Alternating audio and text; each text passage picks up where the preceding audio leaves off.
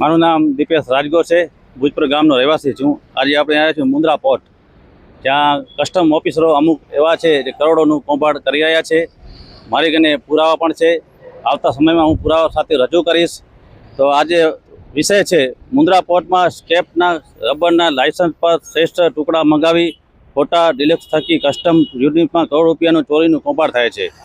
અમુક ચોક્કસ ઇમ્પોર્ટ દ્વારા ઉચ્ચ લેવલના અધિકારીઓ દ્રષ્ટિ હેઠળ યુનિટ ચોરીનું મોટું કૌભાંડ ચાલી રહ્યું છે. કસ્ટમના લાગતા અધિકારીઓ રાજી કરી વ્યવહારો કરી 250 કિંમતમાં આવતા સ્ટફના રબર લાયસન્સ પર 120 શ્રેષ્ઠ રબરના ટુકડા લાવી આવા ચોક્કસ ઇમ્પોર્ટ પદ્ધતિ સરકારી તિજોરીને ભારે નુકસાન કરી રહ્યા છે, જેના પ્રકૃતિ અને સરકારી આવકને મોટું નુકસાન છે.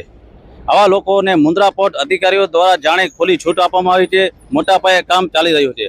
અમારી પાસે આવા કેટલાક ઇમ્પોર્ટના સંડોવાયેલા અધિકારીઓના નામ પુરાવા સાથે વિગતો આ બાબતે યોગ્ય તપાસ કરી ચોક્કસ નિર્ણય લેવામાં આવે. આવનાર સમયમાં તમામ લોકો વિરુદ્ધ કાયદેસર કાર્યવાહીને પગલાં લેવામાં આવશે. અમે તૈયાર છીએ. જય હિન્દ, જય ભારત.